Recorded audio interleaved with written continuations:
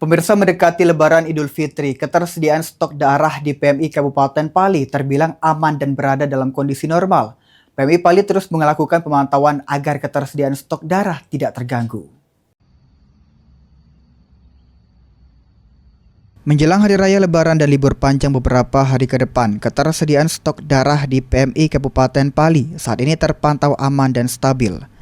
Kondisi ini tidak lepas dari peran aktif para pendonor sukarela yang secara rutin mendonorkan darahnya langsung di kantor PMI Pali.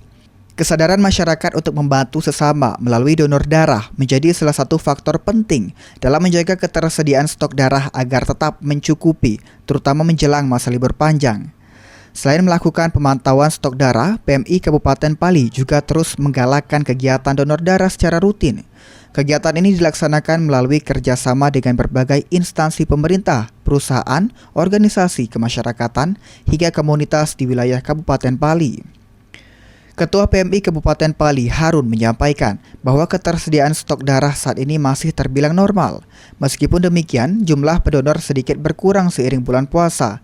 Hal ini dikarenakan kegiatan donor darah dengan sistem jemput bola sementara belum dapat dilaksanakan selama bulan suci Ramadan. Meski begitu, PMI Pali tetap siaga selama 24 jam untuk melayani dan menerima masyarakat yang ingin mendonorkan darahnya. Untuk di PMI Kabupaten Pali, stok darah pada saat ini alhamdulillah masih ada tapi sedikit.